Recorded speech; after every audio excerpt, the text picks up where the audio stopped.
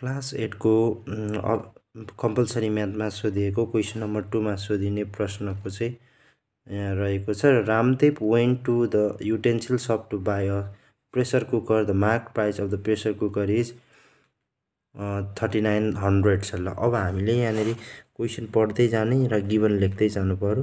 र सुरुमा चाहिँ हामीले सोल्युसन। अब गिभन हामीलाई गिभन चाहिँ कति दिएको छ त भन्दाखेरि सुरुमा एमपी दिएको छ, जुन चाहिँलाई चाहिँ हामीले मार्क प्राइस भनिन्छ।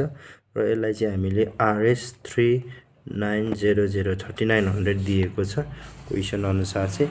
र नम्बर ए मा के सोधिएको छ त भन्दाखेरि यदि if mark price and the discount price are represent by the MP and D respectively write the formula to find the discount. अब यदि ए नम्बरमा चाहिँ मार्क प्राइसलाई चाहिँ एमपीले डिनोट गर्छ भने डिस्काउन्ट एमाउन्टलाई चाहिँ डीले डिनोट गर्छ भने अब हामीले डिस्काउन्ट पर्सेन्ट निकाल्ने फर्मुला के हुन्छ त भन्दाखेरि डिस्काउन्ट बाई एमपी इन्टु 100%। र योबाट चाहिँ हामीले डिस्काउन्ट पर्सेन्ट चाहिँ निकाल्न सकिन्छ यो फर्मुला युज गरेर। र त्यसै गरी अब क्वेसन नम्बर बी मा सोधिएको छ how much discount did the Ramdev get while buying a pressure cooker on discount of 7%। यदि 7% डिस्काउन्ट गरेर चाहिँ उसले प्रेसर कुकर किन्छ भने उसको डिस्काउन्ट एमाउन्ट चाहिँ कति हुन्छ बी नम्बरमा। अब बी नम्बरमा के भनिएको छ भन्दाखेरि अब हामीले डिस्काउन्ट एमाउन्ट चाहिँ निकाल्नु पर्यो। र डिस्काउन्ट पर्सेन्ट हामीलाई दिएको छ, discount percent is equals to 7%। अब हामीले यहाँबाट चाहिँ डिस्काउन्ट एमाउन्ट निकाल्नु पर्यो। अब हामीलाई थाहा छ formula discount amount is equals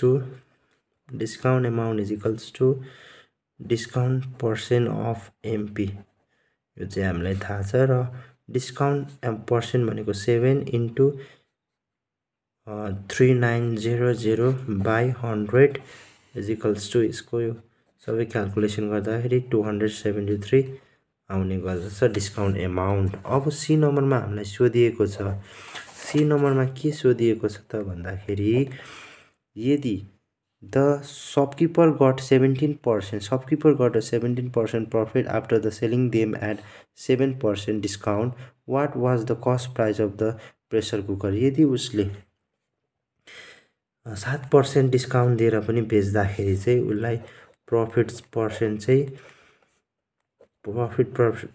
चाहिँ उसको 17% नै हुन्छ भनेदेखिलाई उसले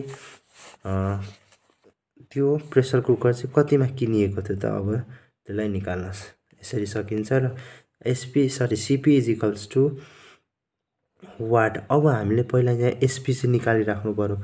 एसपी भनेको त के हो त एमपी माइनस डिस्काउन्ट हो। भनेको एमपी भनेको 3900 हामीलाई थाहा छँदैछ र डिस्काउन्ट भनेको चाहिँ हाम्रो कति छ त यहाँ माथि भर्खरै आएको 273 छ। ल अब हामीले यहाँबाट सब्ट्र्याक्ट गरेर चाहिँ लेख्न सकिन्छ।